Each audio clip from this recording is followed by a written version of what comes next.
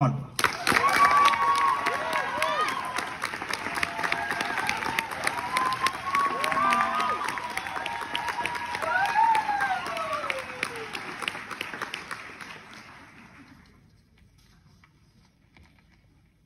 Lyden af sko, der knirker på et trægulv.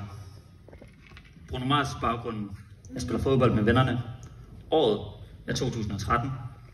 Alt er godt. Så rammer en tanke mig. Hvorfor er det egentlig, at jeg ikke kan løbe som alle de andre? Denne helt simple tanke slukker et lys i mig. Jeg er knust. Det er som om en klump beton har sat sig fast i maven. Jeg er anderledes. Jeg er unormal. Hvorfor? Hvorfor mig? Hvad har jeg gjort for at fortjene det her? Jeg stormer væk fra hallen, og i takt med, at lyden af grenade stilner af, bliver tankerne i hovedet mere og mere larmende. Tanker, jeg aldrig før har haft. Taber. Du er ikke god nok. Du bliver aldrig god nok. Jeg finder en sofa på en tom gang, og jeg græder.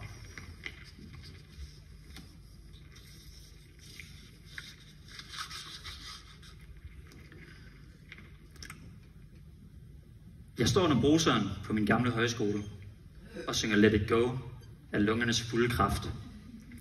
Året er 2021, da en idé pludselig lander i mit hoved. Ej, fuck, det kunne være fedt at lave stand-up. Men hvad har jeg egentlig at snakke om? Nå ja, kommer jeg i tanke om.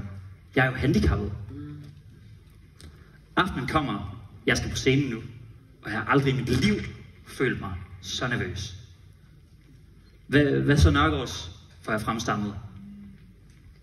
Men jeg finder ret hurtigt mit flow. Der bliver grin på de rigtige tidspunkter. Hey, hallo, det er jo fucking fedt det her. Og inden jeg overhovedet får set mig om, så er mit sæt slut, og jeg fyldtes med en følelse af eufori. Jeg har gjort det. Jeg har vundet over mit handicap. Det er blevet min styrke. Nu lyder det her nok som endnu en inspiration porn historie, som medierne så godt kan lide at fremhæve. Hey, se ham den ulykkelige handicappede, der lige pludselig fandt meningen. Men det er desværre ikke helt der, vi lander. For allerede dagen efter, da jeg så videoen af min performance igennem, blev jeg fyldt af tanker igen. Tanker som, hvorfor hænger min hånd sådan der? Hvorfor flakker mine øjne så meget? Og hvorfor går jeg så mærkeligt? Nogle aftener håber jeg på ikke at vågne igen. Andre aftener vil jeg ønske, at dagene var længere, for jeg føler mig uovervindelig.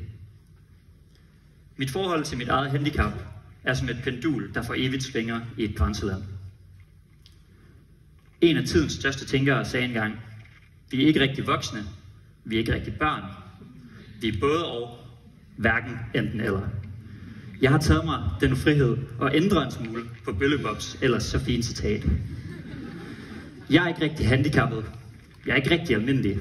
Jeg er både og, hverken eller. For det er præcis sådan, jeg har det lige nu. Tak skal I have.